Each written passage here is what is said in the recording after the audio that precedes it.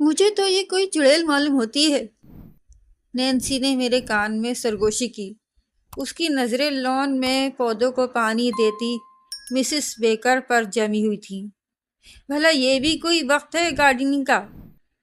مگر Mrs baker کا تو ہر وقت گارڈننگ کا ہی ہوتا تھا۔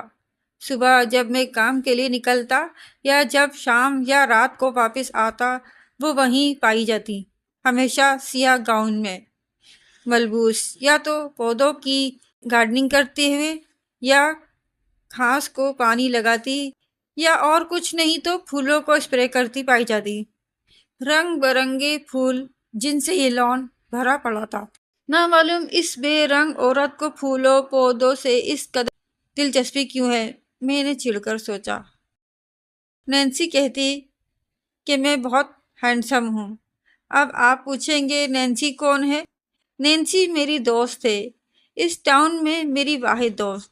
ایک راز کی بات بتاؤں، میں اس سے شادی کرنا چاہتا ہوں، مگر ہم تو ذکر کر رہے تھے مسز بیکر کا۔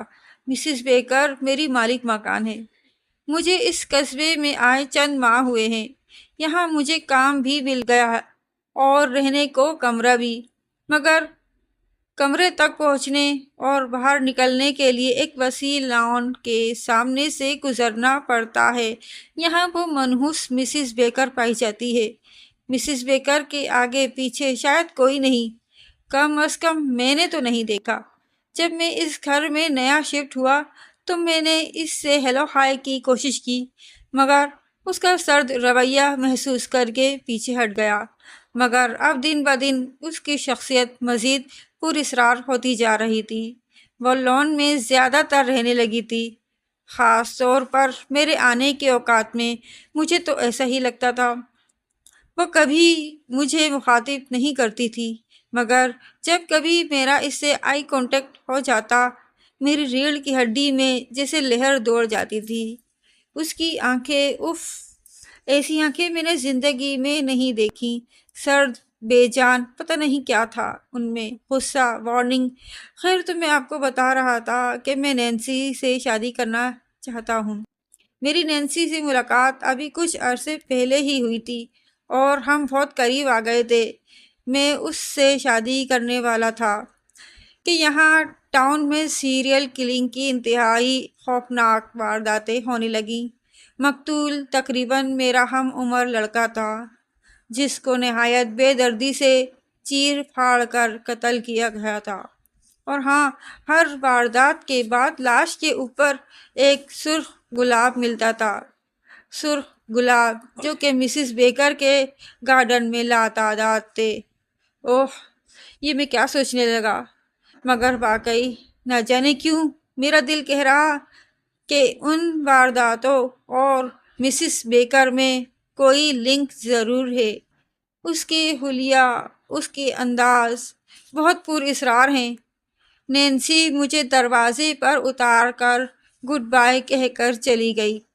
میں تیزی سے گارڈن عبور کر کے اپنے کمرے میں داخل ہو گیا اور کنڈی چڑھا لی۔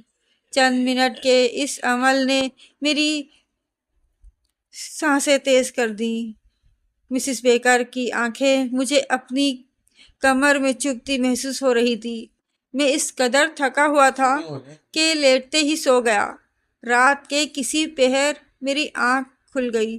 ماحول میں ایک غیر معمولی پن کا احساس تھا۔ میری نظر گھڑی پر پڑی، وہ 1:30 بجا رہی تھی۔ میں بستر چھوڑ کر اٹھا، کھڑکی کا پردہ سرکایا۔ او خدایا، وہ اس وقت بھی گارڈن میں موجود تھی، انتہائی انہماک سے ایک پودے کو سہلا رہی تھی۔ اوہ، میری دھڑکن تیز ہو گئی۔ سرخ گلاب! اسی وقت مسز بیکر نے مڑ کر دیکھا۔ میں تیزی سے کھڑکی کے آگے سے ہٹ گیا۔ نہیں، اب شک کی گنجائش نہیں، مسز بیکر ہی وہ قاتل چڑیل ہے۔ ابھی اس نے جس طرح مجھے دیکھا، میری روح تک لرز گئی۔ اس کی آنکھیں سرد، شفاف، کہیں یہ آج میرا شکار تو نہیں کرنے والی؟ نہیں نہیں، میں اب یہاں نہیں رہوں گا، میں کل ہی یہ گھر چھوڑ دوں گا۔